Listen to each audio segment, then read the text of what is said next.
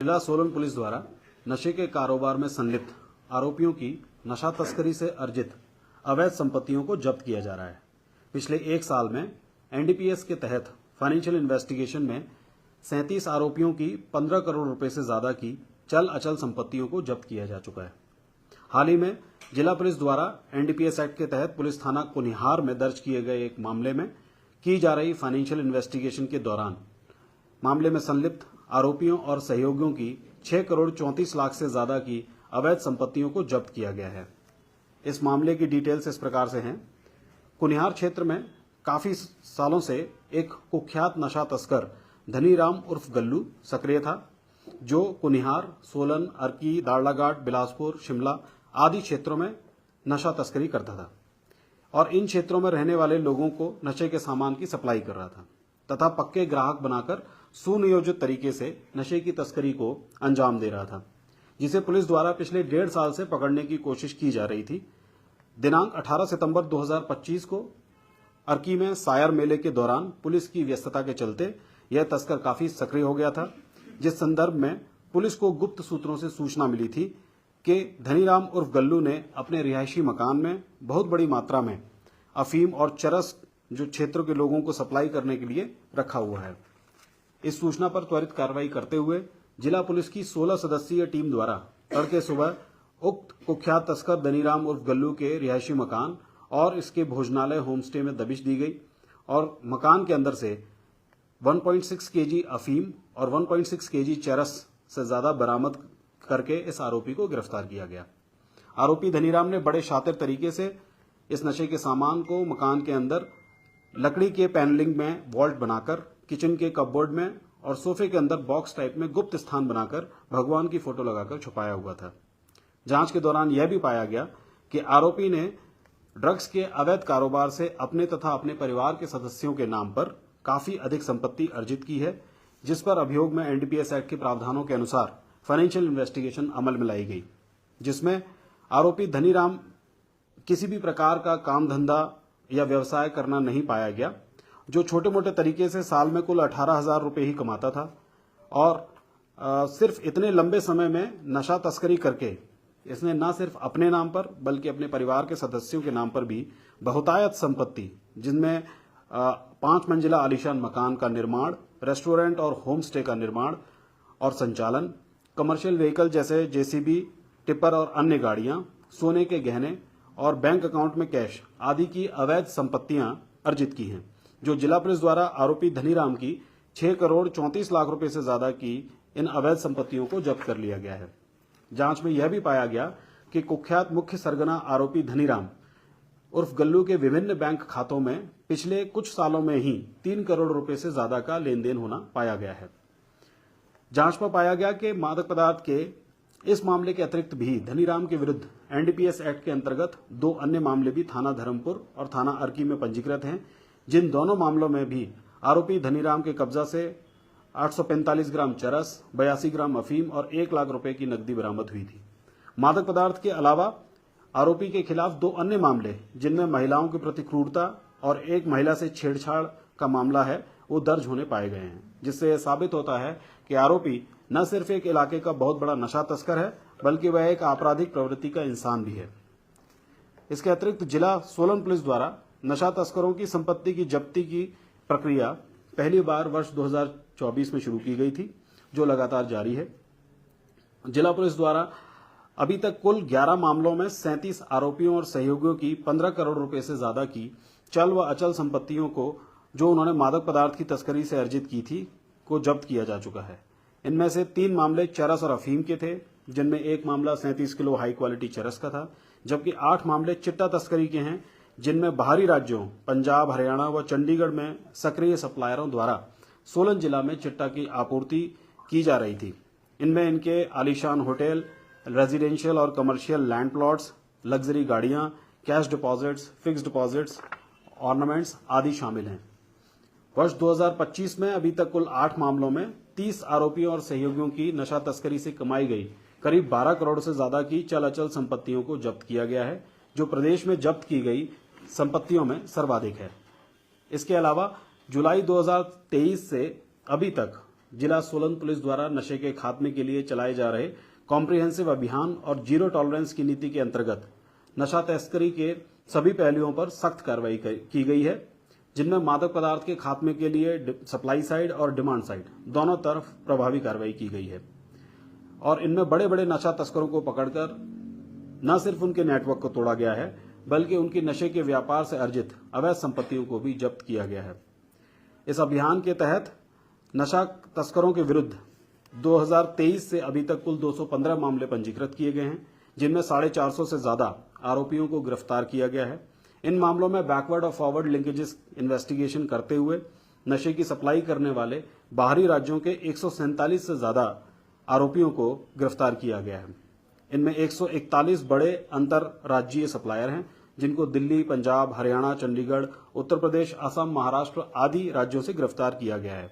इनमें 9 अफ्रीकी मूल के नाइजीरियन नागरिक भी शामिल हैं, जिनको सोलन पुलिस की स्पेशल टीम्स द्वारा दिल्ली से गिरफ्तार किया गया था। इन बाहरी राज्यों के तस्करों द्वारा हिमाचल प्रदेश में चलाए जा रहे चिट्टा तस्करी के 64 बड़े अंतरराज्यीय नेटवर्कों को डिसमेंटल कर दिया गया है, जिससे हजारों युवाओं को चिट्टा की आपूर्ति रोकने में जिला पुलिस कामयाब रही है। इसके अतिरिक्त सोलन पुलिस द्वारा ड्रग्स एंड कॉस्मेटिक्स एक्ट के तहत कार्रवाई करते हुए जुलाई 2023 से लेकर अभी तक 21 मामलों में 18,636 नशीली दवाइयों को बरामद किया गया है और इनमें 49 आरोपियों के खिलाफ कार्रवाई की गई है। साथ ही सोलन पुलिस ने कुख्यात नशा तस्करों जो बार बार मुकदमे दर्ज होने पर भी जमानत पर बाहर आकर नशा तस्करी में संलिप्त हो रहे थे, उन पर नकेल कसते हुए प्रिवेंटिव डिटेंशन के अंतर्गत 6 ऐसे आदतन अपराधियों को जेल भेजा है। डिमांड साइड में नशे की डिमांड को कम करने के लिए सोलन पुलिस की रुस्तम योजना जारी है। इसके तहत सोलन पुलिस के युवा साथी रुस्तम वॉलंटियर्स स्कूलों, कॉलेजों, मेला त्योहारों और अन्य सार्वजनिक स्थानों में लगातार नशे के खिलाफ जागरूकता अभियान चला रहे हैं। अभी तक इस योजना के तहत रुस्तम वॉलंटियर्स द्वारा स्केट्स के माध्यम से ही लगभग 10,000 से ज्यादा छात्र छात्राओं को नशाखोरी के प्रचलन प्रभाव के दुष्प्रभाव के बारे में जागरूक किया गया है।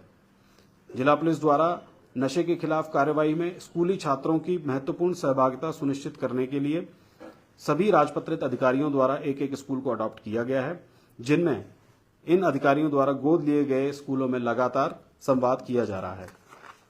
धन्यवाद। सर, जो ये मामला पकड़ा और 6.34 करोड़ के आप प्रॉपर्टी का है, ये अभी तक के मामलों में सबसे अधिक? ये अभी तक के मामलों में एक केस में सबसे ज्यादा जब्त की गई संपत्ति है। इन प्रॉपर्टी को कर क्या रहे हैं सर? जैसे मतलब जो आप सील कर रहे हैं, उसके बाद क्या इनकी ऑक्शन हो रही है, क्या कार्रवाई हो रही है? इनमें जिन जिन मुकदमों में आरोपियों की कन्विक्शन हो रही है, उनको सजा हो रही है, उन मुकदमों में ये प्रॉपर्टीज ऑक्शन हो जाती हैं। अभी तक हुई है कोई? ऐसे कुछ मुकदमे हैं जिनमें अभी ये फाइनल स्टेज पर है। सोलन में चूंकि पिछले वर्ष ही ये फाइनेंशियल इन्वेस्टिगेशन की प्रक्रिया की गई थी शुरू, तो अभी 1 वर्ष में इस प्रकार के किसी मुकदमे का फाइनल रिजल्ट अभी नहीं आया है। सर, कुछ ऐसे आंकड़े भी हैं कि पिछले 2 साल में कितने लोगों को सजा हुई है, जो लोग आपने गिरफ्तार किए? हाँ, ये आंकड़े हैं, अवेलेबल हैं। इनकी अलग से डिटेल्स मैं आपको शेयर कर दूंगा। सर, इनके साथ कोई और लोग भी इन्वॉल्व हैं जो सामने अभी आ रहे हैं इन्वेस्टिगेशन के दौरान? हाँ, देखिए, जैसे आपने देखा कि ये 2023 से पहले 5 साल का अगर समय देखें तो उसमें बाहरी राज्यों से जो बैकवर्ड लिंकेजेस में जो सप्लायर्स हैं, नशे के सप्लायर्स हैं, उनमें एक ही आरोपी की गिरफ्तारी हुई थी, जबकि पिछले 2 सालों में ही ये आंकड़ा 147 पहुंचा है और इसमें 64 बड़े जो है अंतर्राज्यीय जो नेटवर्क है उनको डिसमेंटल किया गया है। इसलिए मेन सप्लायर्स जो खास करके चिट्टा तस्करी के, वो प्रदेश के बाहर हैं और वो दूसरे राज्यों में बैठकर इन नेटवर्क्स को चला रहे हैं। इसमें बैकवर्ड लिंकेजेस की इन्वेस्टिगेशन करके सोलन पुलिस ने इन तस्करों को न सिर्फ गिरफ्तार किया है वहां से, इनके अलावा इनकी जो प्रॉपर्टीज हैं उन प्रॉपर्टीज को पंजाब, हरियाणा, चंडीगढ़ आदि जो स्टेट्स में हैं उनको वहां पर जब्त भी किया है। इस केस में कोई कड़ी मिली अभी बाहर की जो कनेक्टिविटी कुछ नजर आती है? इसमें अभी हमारी जांच जारी है। क्योंकि सर आपने बताया कि जो कारोबार था, जो आरोपी है कि पूरा नशे के ऊपर ही था, तो और काफी आलिशान भवन भी बनाए हैं, तो काफी साल लगे होंगे इस कारोबार को खड़ा करते और एक कारोबार में इन्वॉल्व हो। तो क्या वजह रही कि पुलिस की नजर में काफी लेट कार्रवाई हुई? देखिए, इस आरोपी का जो नेटवर्क है वो बहुत पुराना है और इसका जो मॉडस ऑपरेंडी है वो पुराने तरीके से है। जैसे मोबाइल का कम इस्तेमाल करना, टेक्निकल एविडेंसेस ना रखना, और जो ऑर्गेनाइज्ड तरीके से जो पुराने कॉन्टैक्ट्स हैं, पुराने कस्टमर्स हैं, उनके थ्रू इस नेटवर्क को बढ़ावा देना और इस ड्रग ट्रेड को बढ़ावा देना, ये इसकी मॉडस ऑपरेंडी में रहा है। ये जो होम स्टे चला रहा था सर, इसको लेकर क्या सामने आ रहा है? सिर्फ नशा तस्करी थी कि या कुछ और काम भी? जैसे मैंने बताया कि आरोपी की सालाना जो आय है वो 18,000 रुपए के आसपास है, और पिछले लंबे समय से किसी भी तरह के आय के साधन ना होने के बावजूद होम स्टे बनाना, 5 मंजिला आलीशान मकान बनाना, और कोठी और हरिपुर जो 2 और जगह हैं वहाँ पर भी रेजिडेंशियल हाउस बनाना, और गोल्डन ऑर्नामेंट्स रखना, और कैश रखना, और व्हीकल्स भी रखना, तो ये बिल्कुल भी उसकी आय के अनुरूप नहीं है, ना उसके परिवारीजनों की आय के अनुरूप है। और ये सभी सारा का सारा धन जो है, ये संपत्तियां हैं, वो नशे के अवैध व्यापार से अर्जित की गई हैं। सर ये मेन सप्लायर था या पेडलर था? ये एक मेन सप्लायर है, मुख्य सरगना है ये। कितने लोग इसके कांटेक्ट में थे? हाँ, इसमें अभी हमारे जो है उसमें इन्वेस्टिगेशन में जांच चल रही है, इसमें कुछ लोगों के कॉन्टैक्ट्स आए हुए हैं जिन पर अभी कार्रवाई की जानी बाकी है। सर कितना कैश इसके बैंक में पता चला है, कुछ कितना है? बैंक अकाउंट्स में जैसे मैं बताया, आरोपी का मॉडस ऑपरेंडी जो है वो पुराने किस्म का है, जिसमें बैंक अकाउंट्स में ना डील करके कैश में डील किया जाता है। लेकिन फिर भी जो पिछले कुछ सालों में ही 3 करोड़ से ज्यादा के बैंक ट्रांजैक्शंस आरोपी के अकाउंट्स में लेन देन के पाए गए।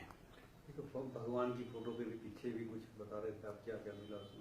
वो एक मतलब अच्छे तरीके से छुपाना, कैविटी बनाना, पैनलिंग के अंदर जो है कैविटी बनाना, बॉक्स मतलब जहाँ जो बड़े सिक्लूडेड से स्पेसेस हैं, और जिससे पुलिस अगर कभी पहुंचती भी है तो उस तरह से उनको सर्च में कुछ भी ना मिले, और भगवान की फोटो लगाने से बात की भाई वो उसको सर्च भी ना कर पाए प्रॉपरली, तो इस तरह से डिस्गाइज किया गया था काफी तरीके से। कैश वगैरह ज्वेलरी? हाँ, उसमें हमें कैश, ज्वेलरी और ड्रग्स भी मिले हैं, और उसमें हमें इलेक्ट्रॉनिक वेइंग मशीन्स भी मिली हैं, जिनसे वो तोल कर वो जो है ड्रग्स को, नशे को बेचा करता था। और फिक्र हमेशा मेरे साथ रहता है। भूषण ज्वेलर्स, अनमोल रिश्तों के लिए। आया ना, मुंह में पानी आया ना। आपने मोमोज तो बहुत खाए होंगे, लेकिन वाह मोमोज के मोमोज नहीं खाए तो क्या ही खाया। टेस्ट की बात करूं तो जब मैं वीडियो बना रही थी ना, तो मुंह में इतना पानी आ रहा था कि जल्दी से मोमोज मिले और मैं खाऊं। वाह मोमोज।